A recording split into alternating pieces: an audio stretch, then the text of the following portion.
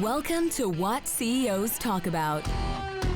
Do you wonder what CEOs talk about behind closed doors? How they bring their vision to reality? How do they overcome and succeed through adversity? We share that and so much more with each episode. Now, let's get started with the show.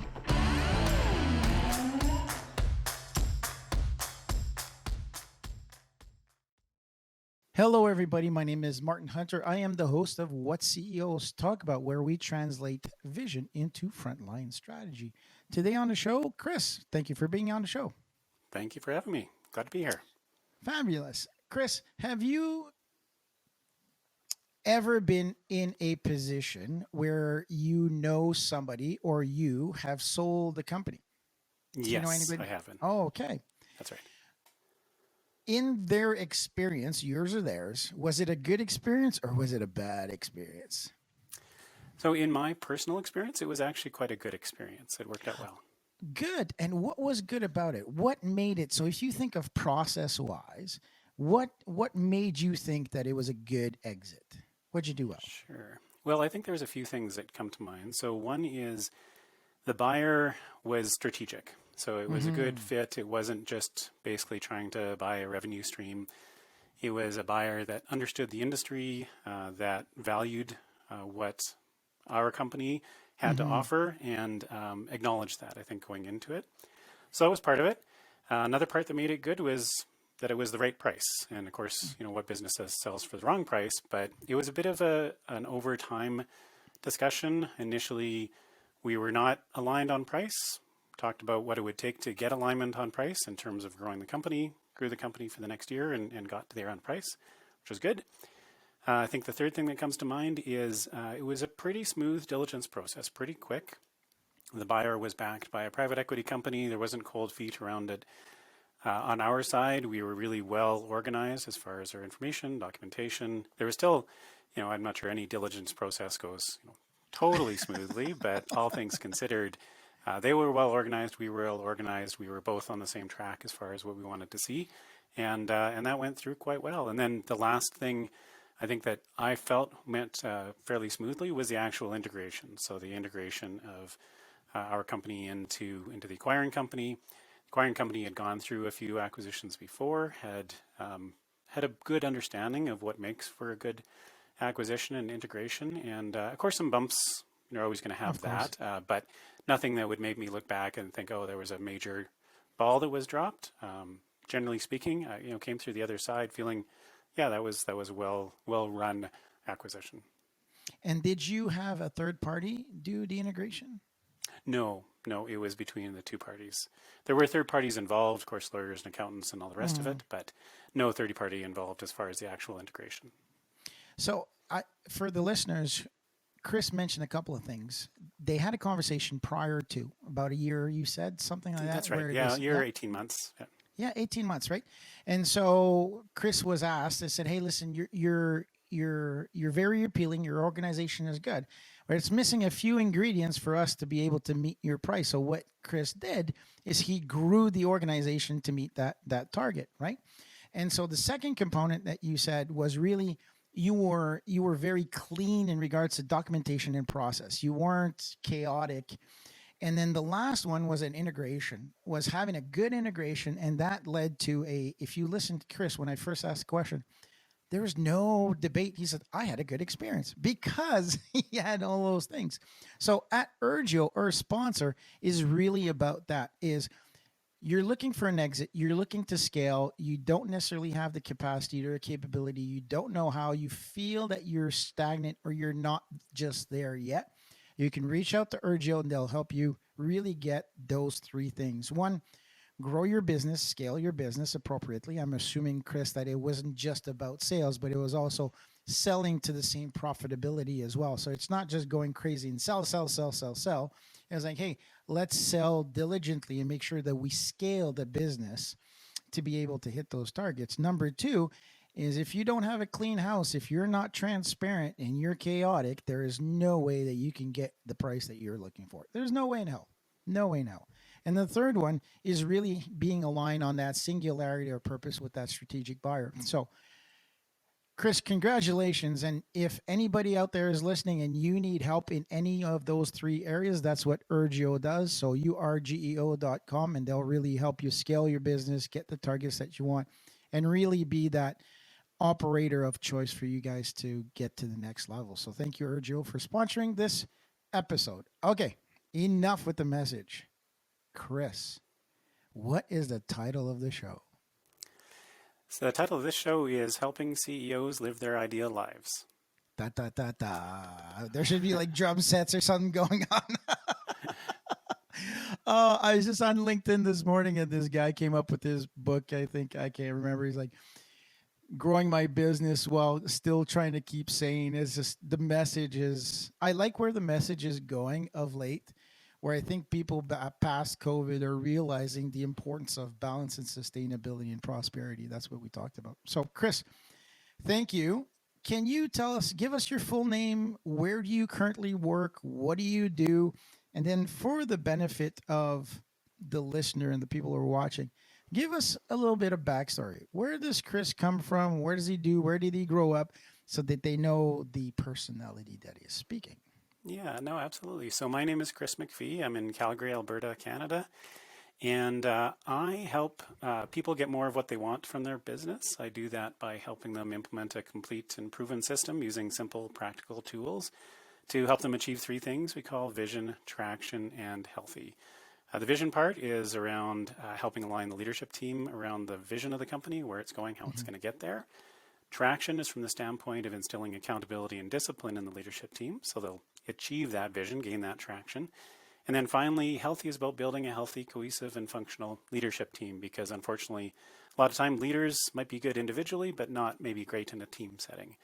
And then from there, get to the company, the place where the whole, as a leadership team goes, so goes the rest of the company, get to the point where the whole company is really aligned on the vision. They all know where it's going. They all know how it's going to get there. And importantly, they're all working with accountability and discipline to achieve that vision.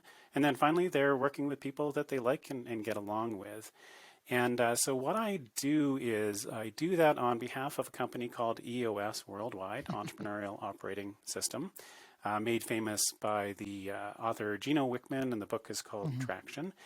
And I guess my background with that, I'll actually go back further than when I was introduced to it. So I grew up in an entrepreneurial family. We owned the local newspaper and later on a furniture store. So I grew up both of those businesses, stuffing flyers in a newspapers, hauling furniture on the weekend. Learn the value of hard work, but also how important entrepreneurs are to a community. So I always had that entrepreneurial itch that I wanted to scratch over time. First couple of jobs were good. I enjoyed the work, but it was never really felt that I had the personal impact that an entrepreneur does. And so I left, started a consulting company.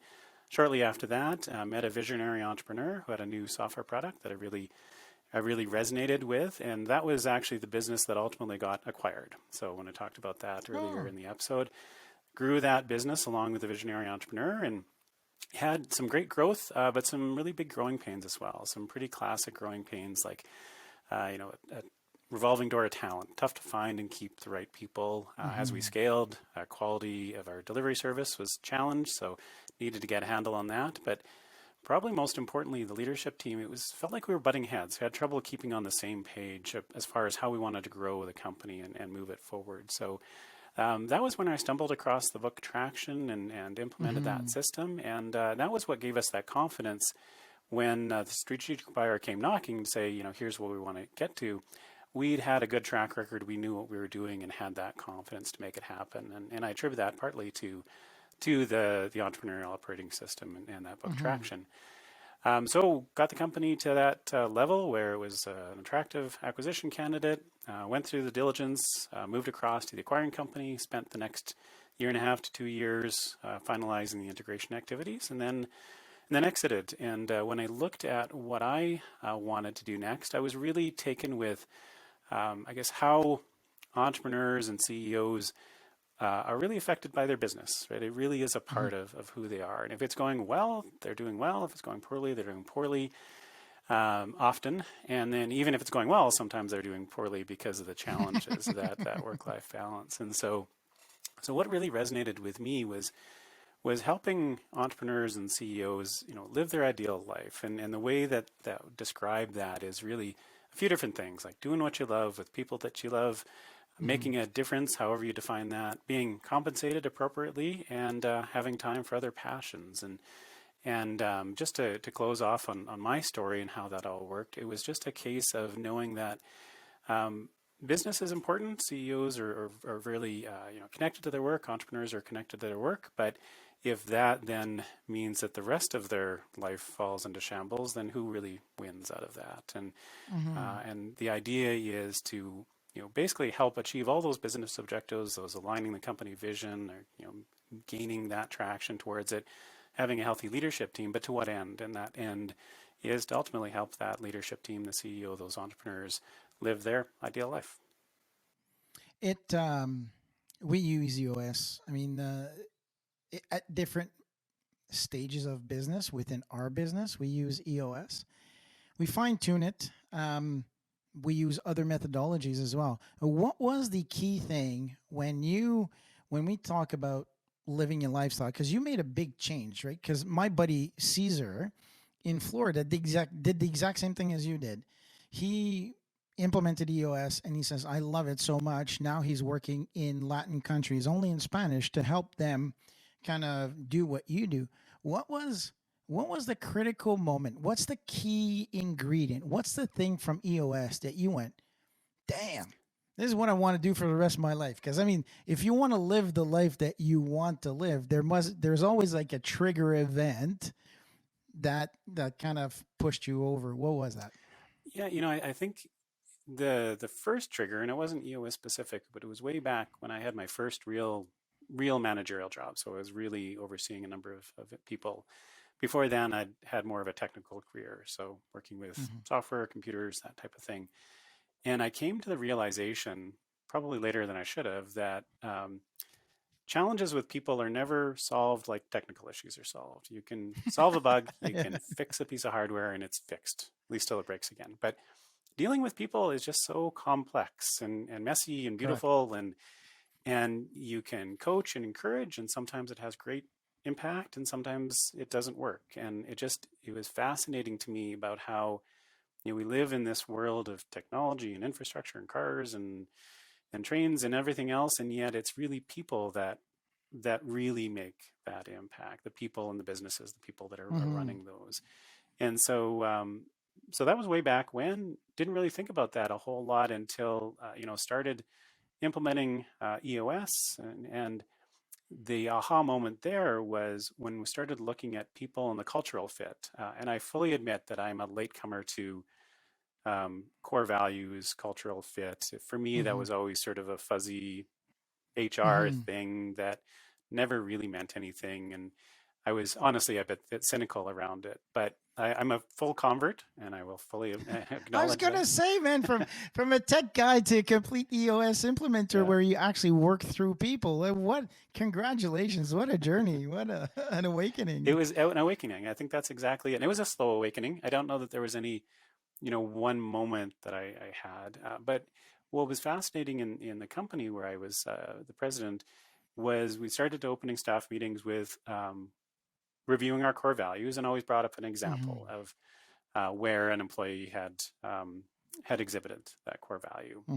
And what really made me a convert was when I was in a meeting, and it wasn't me who brought it up, and one of the other employees was saying, well, no, we should do this because this is in alignment with our core value. And it actually was not great for the company's revenue or business from that side of things. It maybe meant losing a customer, but that was fairly clear in that employee's mind. This is the direction we should take because this is what we had been exhibiting. Fast forward to post close, and I was going out with a lot of the account managers from the acquiring company. We were talking to all of our customers, explaining what had happened. Went to the fourth or fifth one, came out of it, and the account manager said, "Your customers love you. Like I need some of that. I don't know how that happened." And I said, it wasn't by accident. One of our core values is customer service, and here's how we live it out. And And it may be at times it means we don't have all the customers that we want, but the ones we've got are the right ones for us, and they're profitable and reliable and all that good stuff that you like, which is why you acquired us. That's why you like That's them. why you liked us, right? Exactly.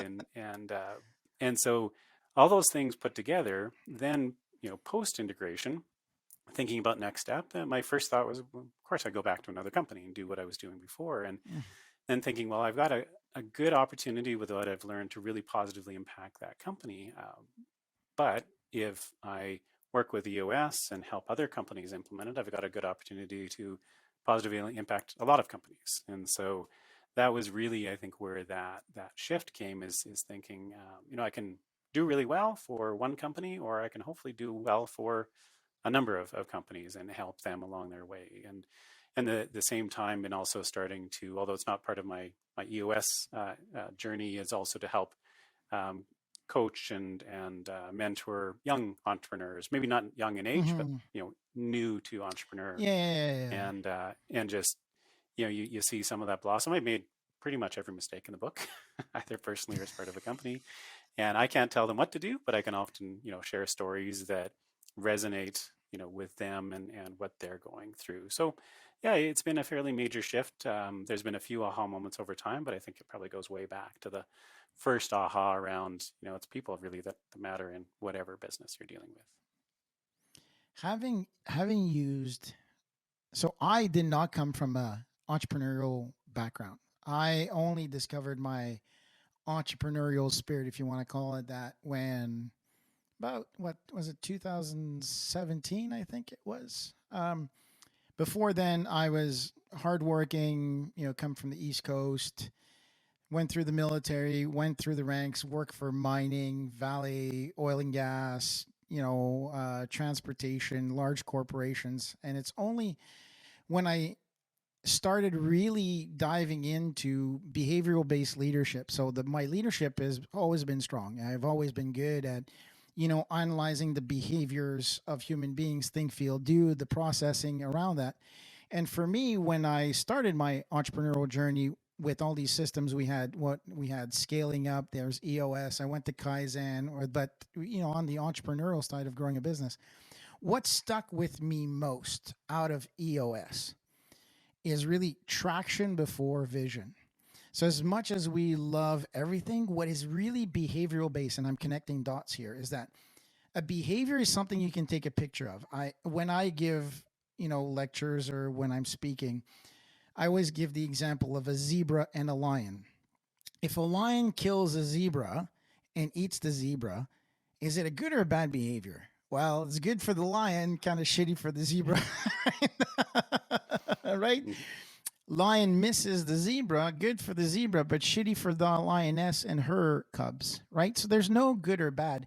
It's just enabling or creating risk. And I think that in the think, feel, do, right, you think, you got your cognitives and all of your impressions, the feelings that are attached to what you're seeing, the sensory receptions that you've got, the chemicals kick in, and therefore you act upon it.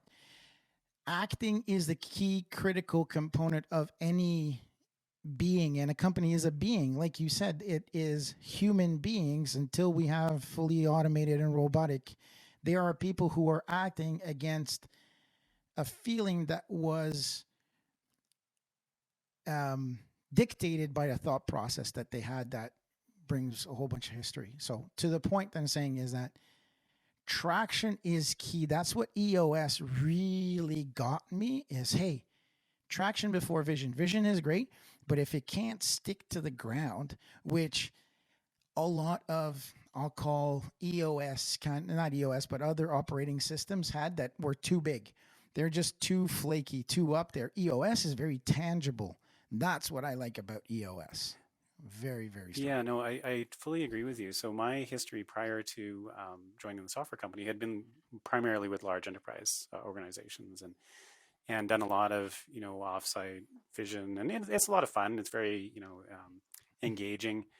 But the challenge is, of course, then you come back a year later and said, does anybody remember where our vision, our strategy plan was? Did anybody do anything with that? And that was what I really loved about EOS is for that, entrepreneurial size company, typically 10 to 250 employees, but can be smaller or bigger than that as well. It just is that right size to make sure that you're teaching the fundamentals. So I like to talk about it in football terms, you're blocking and tackling, right? You want to make sure that you're really good at that execution part, so that you can achieve the vision. We like to say vision without execution is hallucination. And so that's the idea of how to get there. And just a little story that I like to tell because it's personally relevant. I played football in high school, and we had a not a bad team, but we were playing this other team that should all rights we should have crushed them. They were a small town, athletics probably about the same. We had a pro football player, ex-pro football player as our coach. We had a huge playbook and all these sophisticated moves. The other team had 6 plays. That was it. They knew 6 plays. And there was this one time they were beating us handily. They were down at their 20-yard line. And they played this draw play, scored a touchdown all the way back. There wasn't enough time to call another play because it was called back on penalties. So they reset up again.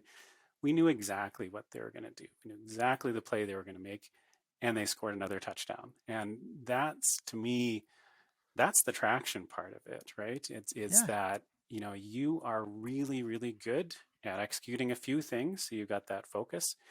And then you have that vision that comes, has to be there so that you know where you're going, obviously. Of course.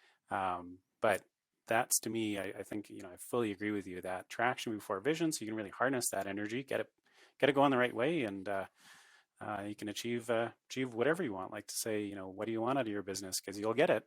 Just make sure you know what you're getting into, because if that's what you want, that's what you'll get. The Japanese have a saying similar to that, is that vision without action is a dream, and action without vision is a nightmare. So let's talk to the listeners here.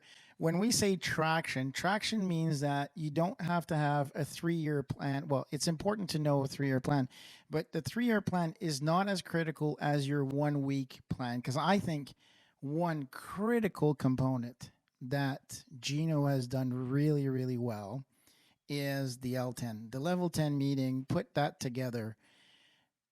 You don't have to be an EOS specialist to understand the concept of big to little. Here's the big things that we need to achieve, and what are the little things that need to break down to a binary decision. Is it done? Is it not done? I think that EOS has done really, really well with the L10. Yeah, no, I agree. Like, if you talk to companies running EOS and they're focused on the traction part, they'll typically say there's 2 things that fundamentally have changed the way they do business. It's the level 10 meeting, and it's their rocks. And I think because we're not often used to being held so accountable in business. You want to get something done. Okay, it didn't get done this week. And so often meetings generally feel like a waste of time because there's a few people that talk a lot and everybody else listens till the meeting ends and you leave. And that level 10 meeting just really is that focus, trying to flip it on its head and saying, this is the most important 90 minutes that we'll spend together as a leadership team. And then we'll be on our own. We'll be doing other things. But in this time, we want to pull ourselves out of the business. We want to identify the most important priorities in the business, and we want to hold each other else accountable. And there's no way out of it. So at the end of the meeting, you conclude by recapping your to-dos. And so the next week you get there, and 9 out of 10 of them have to be done, or you've got an accountability issue. And I like to say it's a muscle that needs to be built. People aren't used to being held accountable, especially in those leadership teams. They're used to playing politics and and blaming other people if things didn't get done. But there's no room for that in an entrepreneurial kind of company. I agree. So if you know EOS, then you'll hear what you'll know exactly. So my integrator is Kevin. So being a solopreneur for so many years and really growing the business to where I'm at, I really had to embrace my title of visionary, which was very difficult. A lot of people say, "Oh, you're visionary. But letting go of the day-to-day that I was, an operator known for as the operator was one of the key things. And him and I he loves EOS. I'm more of a Kaizen guy. I lived my years in Japan and gone through mining and oil and gas, and where Kaizen has always built there for me. The one thing that we argue always about. I'm a process accountability. He's a functional accountability kind of guy. So, so he's like, who's accountable for that? For the process? He's like, no, who's functionally accountable? I say, well, look, the process spans 3 functions. You can't have one. So I'd rather have somebody own the process than own the function. So we go at it. But I mean, I love him to bits. We are truly good friends. But that's the thing. I'm process accountability. He's focused on functional accountability. That's the big thing. What is the biggest thing when you start implementing EOS? What's the first? They've given it a go for a little bit and they go, I like this, but I really don't like this. What's the common kind of initial I don't like?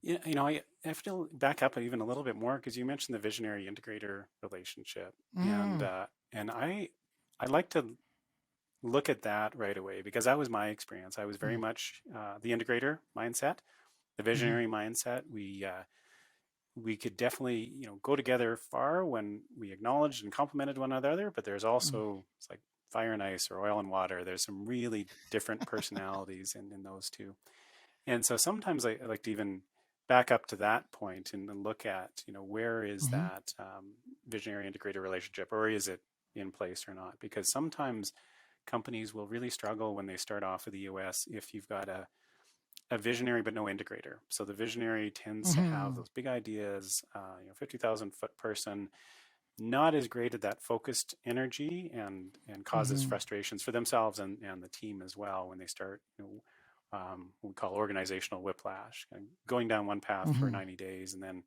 kind of getting frustrated and moving in a different direction for 90 days. And so that's a key area that I find interesting right away, even before talking about EOS, even just, entrepreneurs who are frustrated or CEOs that are frustrated, and you find that either they don't trust the leadership team to, start to let go of the vine a bit, or there just isn't a great, relationship or an integrator role there. And then moving on beyond that, let's say there is a good visionary integrator and start to say where some of the frustrations are. Just, I think, as you referenced the accountability chart, or this functional accountability or accountability just in terms of who's accountable for what in the organization, it tends to be that fundamental piece where nothing else works unless there's clear accountability. And however that's defined in EOS, we define it as the accountability chart, but we want to make sure that people aren't doubling up on what we call seats or functions. We want to make sure that there aren't gaps in the organization where balls are being dropped. And so that is usually, if somebody says, I'm frustrated with EOS, that's the place we'd start, is that accountability chart, and then start to look through that area and find out if there's any major gaps. If that seems to be in pretty good shape, then the next thing we take a look at is the rocks. Are they setting these 90-day priorities that are well-defined or smart, specific, measurable, attainable, relevant, and time-bound? And if those seem to be a pretty good place, and the accountability chart is in a pretty good place, then the next place we'd look is the level 10 meeting, because that can also be that, and that's that weekly meeting that if that's not effectual, or if that's not effective, a lot of times I would say, well, EOS isn't working because that level 10 meeting isn't same time, same place, run, all that good stuff. And then last but not least, and it also relates to the level 10 meeting as well, as the scorecard. So sometimes we'll get the feedback saying, well, the scorecard doesn't work. And so usually the scorecard doesn't work because maybe it's not weekly activity-based metrics. Maybe they're more lagging indicators. There's a few things that can go on the scorecard. Or they're not looking at the scorecard in 13-week worth of history. So part of the scorecard is to drive the accountability, but there's also part that's looking at trends as well. So those would be the initial kind of way that would triage if somebody just kind of hands up, EOS isn't working for me. Yeah, no, I think there's a lot of components in what we talked about that needs, regardless of what system you have, there has to be some way, shape, or form a dashboard. What a lot of people forget, that business is all about velocity, or operating a business is all about velocity. So you've got pace, you've got traction, you've got momentum. Momentum is calculated. What are you covering over a period of time? So how many widgets an hour are you making? How many widgets an hour? How many widgets a month are you selling? So there's always a momentum that needs to be captured. Now, don't blame the process for your lack of understanding what are critical KPIs within your business that need to be measured in both. So for those who don't know this, leading indicators are things that if you do well will project a target, right? So Chris needs to have 5 weekly sales call to achieve, I don't know, $20 of revenue in the week, right? So that means that if Chris makes those daily calls, we know that the following week we'll get $20 in the back from historical data. Now, lagging indicators is behind what we've got, right? So for those listeners, those are things that have happened in the past that will say, here's what's happened in the past. From there, you use that data to drive leading indicators. That's what a lot of people forget, is to say, well, how many injuries did we have? Well, we had 13 in the month of May. Okay, great. What are you going to do? The scorecard, critical, is what activities will we measure that we can measure in the future to make sure that we attacked the lagging indicators of the past. I always give the example of, imagine you're driving your car at some speed that you feel 50 kilometers an hour, 30 miles an hour, with the windshield blocked off.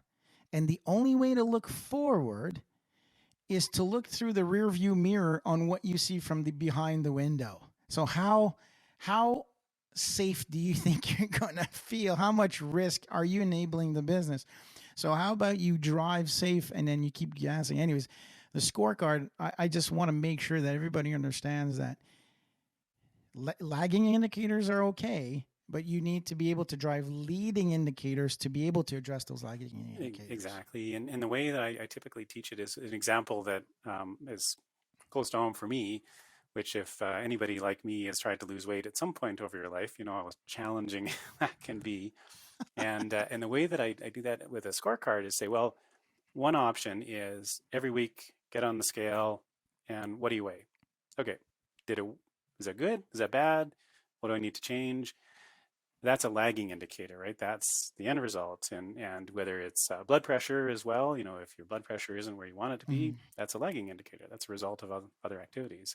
So the scorecard would be things like, what was my daily calorie consumption? What was my minutes that I exercised? What was the number of steps that I walked? And those are the leading indicators. Those are the things I have, I can control and have some ability around.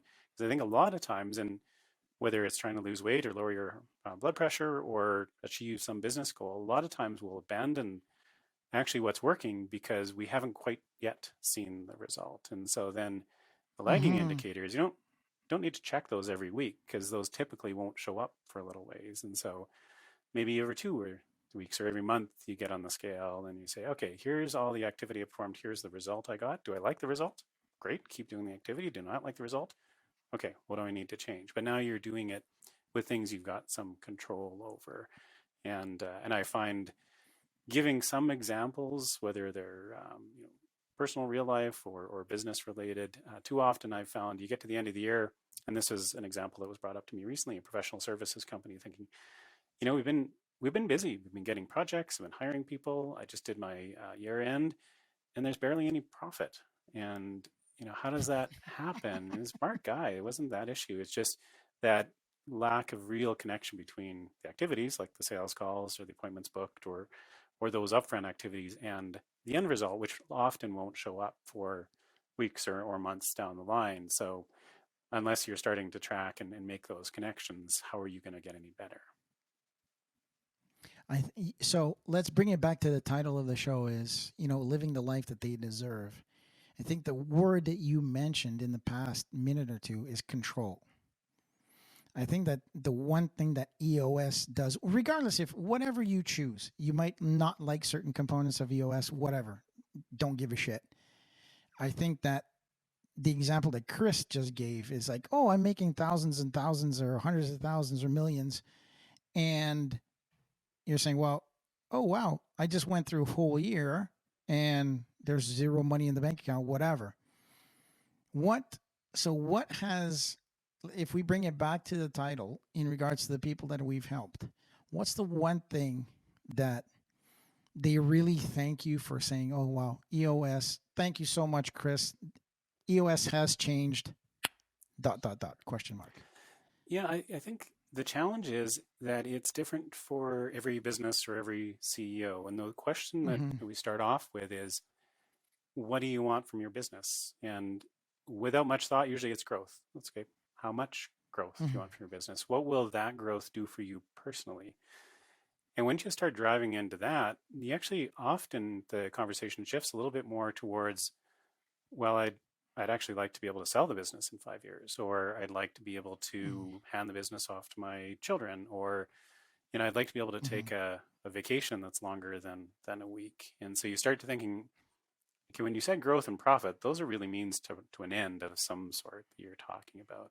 So I think the one thing that you get thanked for is really clarity of purpose, right? To say, I hadn't actually given some thought since, way back before I started the business of what I really wanted out of this business. And I kind of got into it thinking that the business was my life when really thinking, no, my life is my life. And then the business was part of it.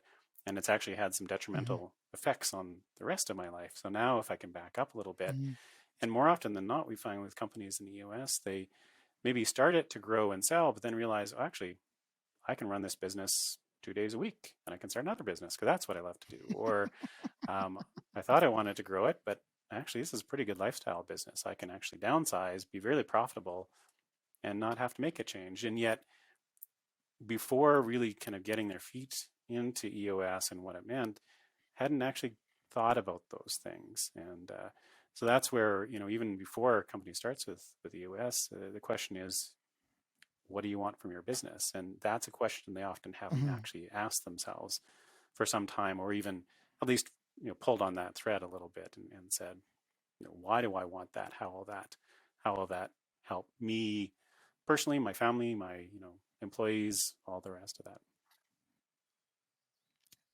People tend to forget that I love it when somebody goes, well, business is business and life is life. I said, what a load of shit that is. I like the one feedback that I get quite frequently, who people who see me at home and in rugby. I'm very, very involved in rugby, very involved in non-for-profit, or this organization called Mission Possible, and I'll talk about for non-for-profit with EOS. And they see me at work events, and they go, shit, like, you're always this happy-go-lucky? You're always this gregarious all the time? I said, yeah, just my wife tells me to shut it up all the time, and that's at work or at home. So the point that I'm trying to make here is that I've adopted similar systems before EOS of tracking behaviors for my life. And this is what, when I left the military, and pardon my blasphemy here in my French, but the one thing that the sergeant major told me, he says, Martin, there's 3 important things in life. He's like, your health, mental and physical health, number 1.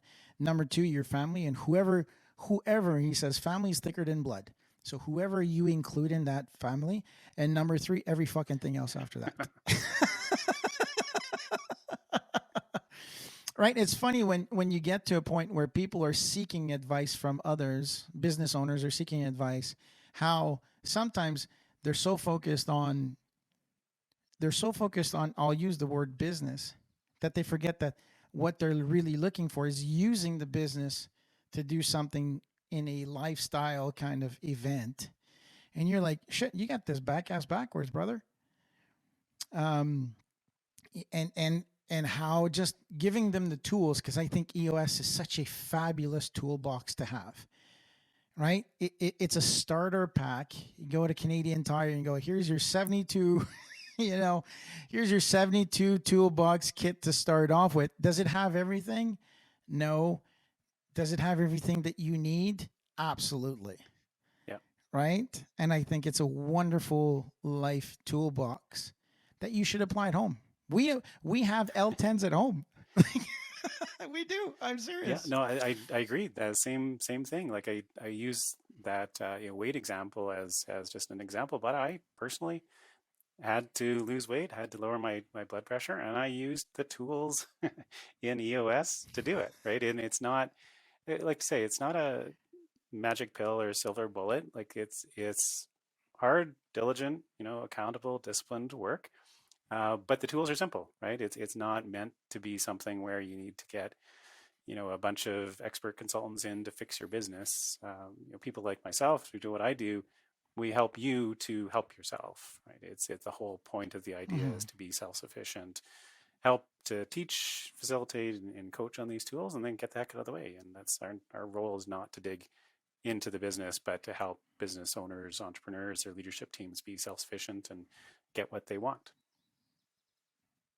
The one thing that I want to really, because I was part of EO. Do you know the organization called EO? Entrepreneurs Organization, right? So there's, as entrepreneurs, shiny new thing. Oh, what's this? What's that? And EO was adopted, or EOS was adopted a lot by EO, and there's a symbiotic relationship there.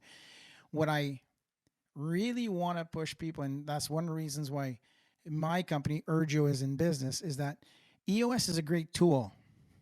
But if you're not an electrician, you can have a Phillips screwdriver. If you know nothing about electricity, there are more chances that you kill yourself than bring your business to the next level. So there's capacity and capability. So what I love about EOS is it gives you where your gaps are. It is the functional accountability, what I absolutely love. You put it on a wall, you go, oh shit, there's a great big gaping hole here. There's a great big gaping hole here. How do we solve that hole? I think that's the beauty of the functional accountability. What I see often is that they get so excited about EOS that they feel that it's going to solve all their problems and that it's going to find people for them, that it's going to give them the capability of understanding how to grow a business past 200 people, which they've never done before. Right. And so that's the one thing that one of the reasons why we're in business is because of that, is people understand, say, hey, I don't know how to do this, or I don't want to know how to do this. There are people who are much better than me who have led large corporations and been part of this that I can hire to bring to my company to the next level. So I just want to word of caution, EOS is fabulous. It is one of the best tools out there, if not the best ones for what we're talking about. But it does not solve your capacity or capability issues in regards to knowledge and muscle, if you want to call it. I think that's right. Just the same way a gym membership isn't going to make you healthy. Exactly, right? Oh, perfect example. Yeah, and some of us can do it, and you can make your way through it. Typically, it takes longer. It's more effort. I was actually sponsored an EO conference a couple of weeks ago, and I know exactly what you mean. Like lots of excitement around what's new, but then talk to an entrepreneur, and it's like, oh, it feels like just one more thing. It's like, I agree. That's the challenge, right? Is it really is less is more. It's not going to fix it for you, but I like to say the system is simple but not easy. It takes dedication. It highlights, just like you'd said, highlights maybe where you've got issues with your accountability, maybe where you've got issues with even solving issues. And the hard work is making your progress through that. But at the same time, there's lots of experts out there that can assist and help you get through that challenging part, getting up and running, and then getting out of the way and having you take it over from there. There's a company that one of our clients, he's done really well at EOS, and EOS is actually the tool that helped them realize, hey, I need help. And, I've done this, I've done everything that I could or capable of doing, and I'm just kind of stagnant. Not to say that the company was in a good position, but it was not growing to the initial targets that he had when he first started. So that was the thing. And he's like, that's one of the reasons why he reached out to us. Chris, I want to get your opinion, because Kevin and I always argue about one thing in specifically. So his view of rocks and my view of risks. So we have 6 pillars of business at Urjo, right? So we have governance, which is leadership, how you lead the business, people, growth, operations, economy, economics, financials, and the last one is risk. So I come from a world of high risk, high labor. So we're always addressing risk. And when we moved into a more when I accepted Kevin as the integrator, uh, he had not been exposed to risk management the same way I have. So I always think of risk first, like what are the risks? And he's always thinking rocks first. What's your thoughts? What are your thoughts? No, that's a good question. I guess I've never really thought of them as being particularly distinct in my mind. And I'll give you a little bit of rationale for that is my experience prior to being part of the software company was with a large military communications company and contractor, very, very risk averse. And coming from an engineering background, it's all about risk, safety first. And so I would actually facilitate some sessions where we would identify all the risks on a matrix as far as probability of that risk and the impact of that risk. And getting to the point around rocks is then the way that I see rocks sometimes is how then can you shift a high probability, high impact risk into a lower part of that spectrum. So maybe reduce the potential probability of that risk or reduce the potential impact of that risk. And so rocks have always mean to me a way of harnessing people energy around a particular area. And risk is kind of a quantification of the unknown, right? What's going to happen? So true, and yes. So I don't know that there's one or the other, and I'm not sure I'm being particularly straightforward in my thought. I see them as they're interrelated to one another. And maybe going to a non-EOS talk way back, one of my teachers early on said, all business really comes down to profitability and risk. And if those two are aligned, the third part of it, the capital to make that project or idea or business happen will come along. And so I think to that extent, risk comes first, right? Because if your risk and profitability are matched, everything else lines up. But to get to that risk profile that you want, rocks, I think, are one of the tools that can potentially be used to help to get to the risk profile you're looking for. But I'm not sure if that makes sense or just a ramble. It is a complex problem to solve, to which we always have two sides of a story. I've been able to convince Kevin to follow some risk management, and Kevin has been able to convince me by getting out of the way and letting them implement the rocks component. What I want to say though is have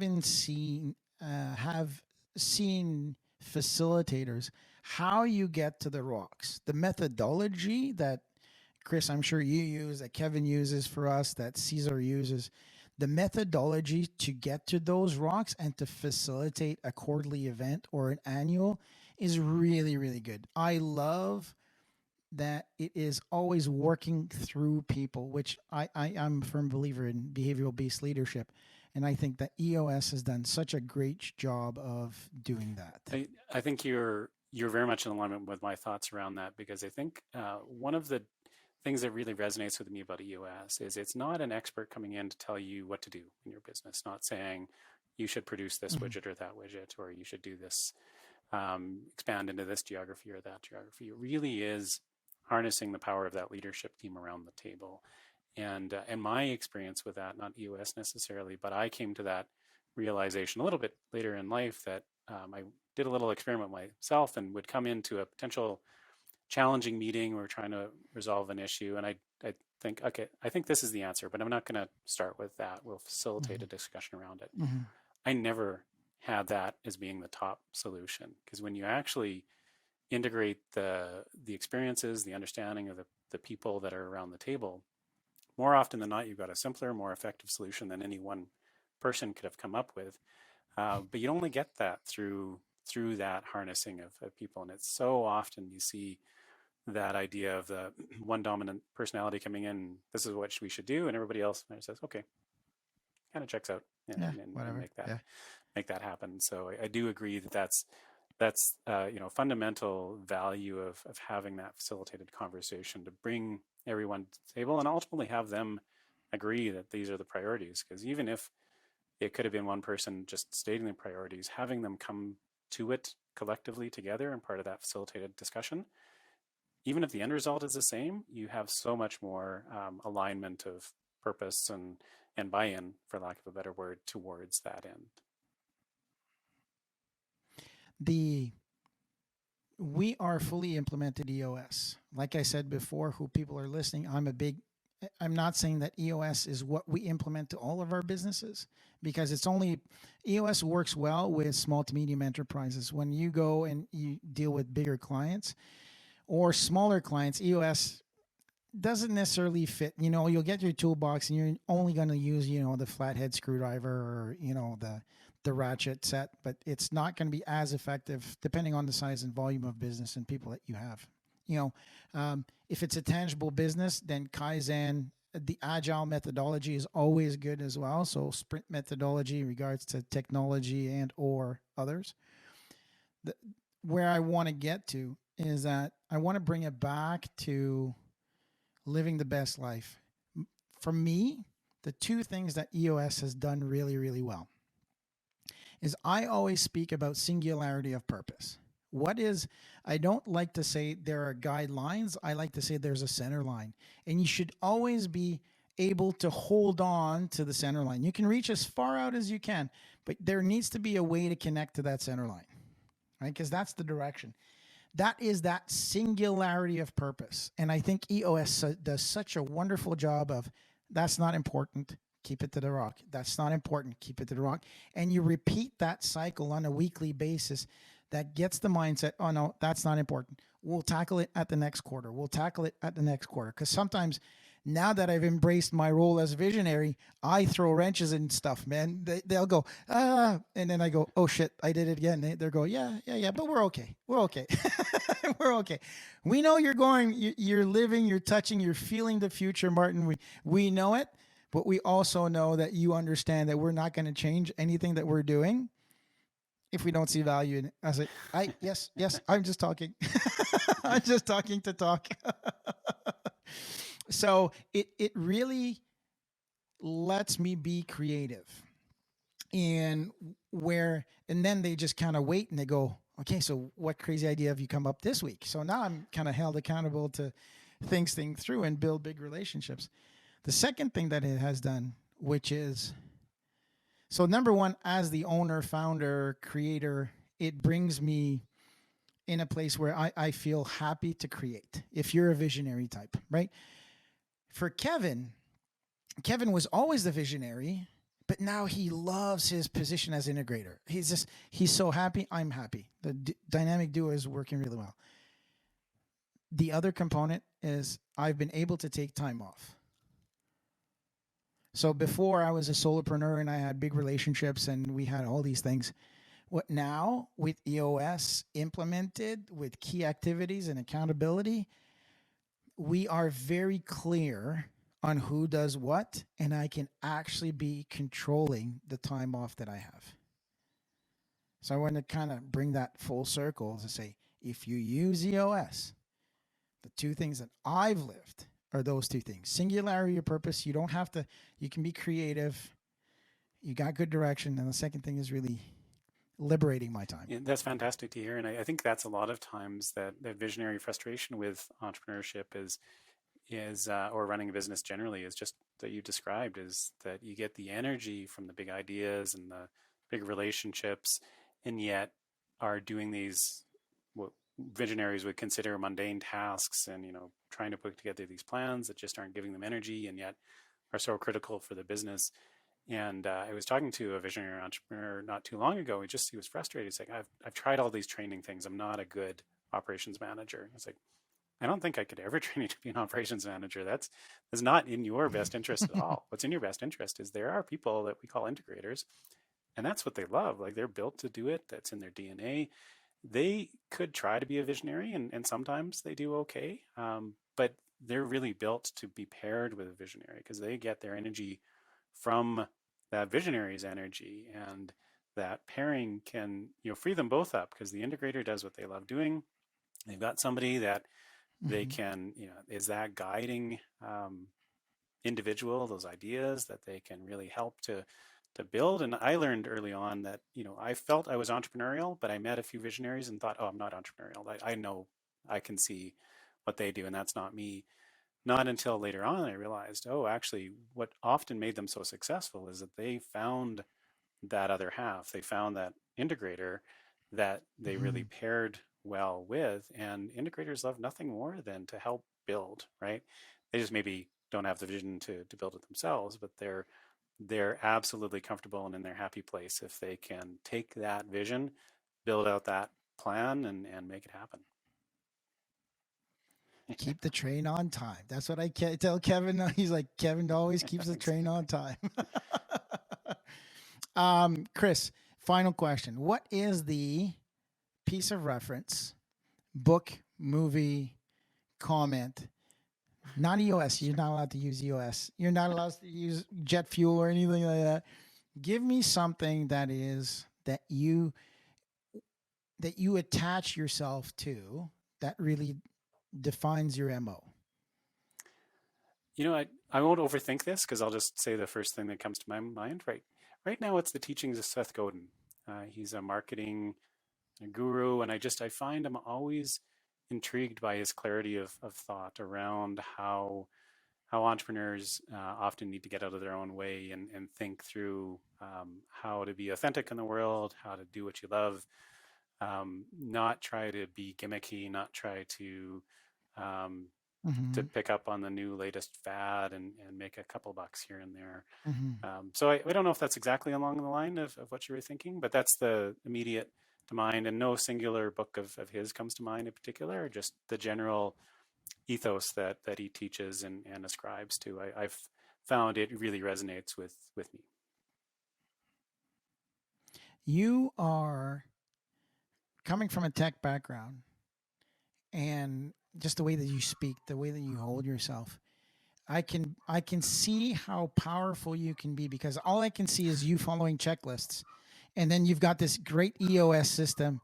When I think of a facilitator who follows the process, who is kind, who is compassionate, who speaks the way that you do to implement for the betterment. Wow. And somebody who was very not adverse, but skeptical of it at first, to now loving it and really spreading the gospel of it. Congratulations. I think if ever you're interested in learning more about EOS, all the details will be down below, and get a hold of Chris. I'm sure there'll be an email or LinkedIn profile as well. So that's excellent. No, I appreciate that. And I think you really nailed it. That's something that I really love technology. I love the beauty and the elegance of what we can put together, but none of it works without people. And that's, where I've loved EOS as well, is it really, it doesn't discount technology. There's lots of great things you can do with it, but none of it really matters if we're not getting what we want out of our business, out of our life. And that's, EOS is one way to help do that, but ultimately that's the goal. Live the life you want to live. Thank you. With that being said, my name is Martin Hunter. I'm the host of What CEOs Talk About, where we translate strategy into frontline operations. Please like, subscribe, and click to the notification bell to know when we're coming out with the next episode. Thank you very much, everybody. Thanks for tuning in to What CEOs Talk About. Make sure to click subscribe to get notified about future episodes, or check us out at www.whatceostalkabout.com.